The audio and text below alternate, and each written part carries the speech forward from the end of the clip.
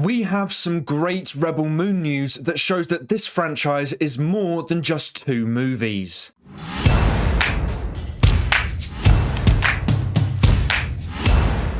Hey everyone, welcome back to The Road to Rebel Moon. This is the web series that follows all the latest updates and rumours regarding Zack Snyder's Rebel Moon. This is episode 13, and today we have yet another episode of exciting updates. It really seems like Zack Snyder is planning to become the George Lucas for Netflix, and the potential of this franchise is expanding with every interview. Today's episode is based on Total Film's exclusive article and interview from Zack Snyder himself. Total Film states, the spacefaring fantasy epic split into 2 parts on Netflix will now consist of an animated series, an animated comic book, and a narrative podcast, all set prior to the events of the film. Snyder said, "I'm the gatekeeper for what's possible. I'm the only one who knows where the whole story is going, and I do have it mapped all the way.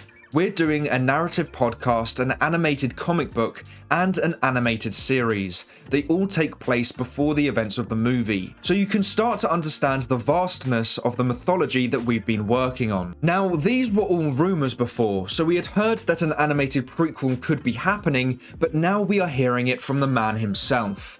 Snyder also confirmed a few weeks ago that prequel comics were going to be released in January, just after Part 1 of Rebel Moon was released. I don't know if animated comic books are something different, but we did know that comics were coming for Rebel Moon. Snyder also confirmed that they will be doing a narrative podcast, and I think that is a really cool thing too. Hopefully within that podcast we can get some extra pieces of information that can help expand our knowledge of the Rebel Moon universe. That's only the start. As co-writer Kurt Johnstad explains, the Rebel Moon feature itself is the tip of the iceberg. The world is very, very detailed and fleshed out, Johnstad says. There's hundreds and hundreds of pages of documents of methodology and mythology and lore. The timeline goes back 800 years from our movies. That extends to a 12-foot whiteboard in the writer's room featuring the Rebel Moon timeline in all its glory. There's a ruler with inches underneath that whiteboard, says Johnstad, and the 2 movies are literally 2 or 3 inches of that entire 12-foot span. This is fantastic news. Now, as many of you know, I love Star Wars. It's been struggling recently, but I love the hundreds of years of lore that there is and the constant storytelling potential that universe has.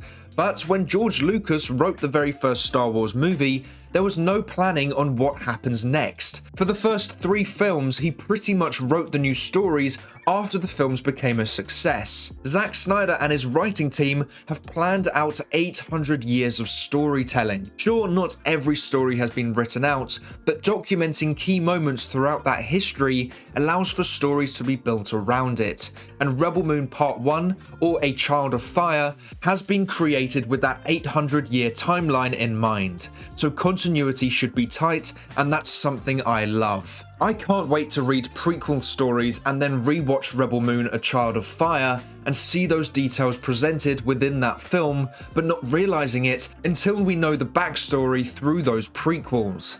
I think that's a really cool feature of including prequel stories. It's very satisfying to see that kind of thing happen. And in case you didn't know before, Total Film confirms Rebel Moon Part 1 A Child of Fire is released on Netflix on December 22nd, and Rebel Moon Part 2 The Scargiver releases on April 19th, 2024. Now, we don't know the release model of The Scargiver, but it appears that A Child of Fire will be getting a limited theatrical release.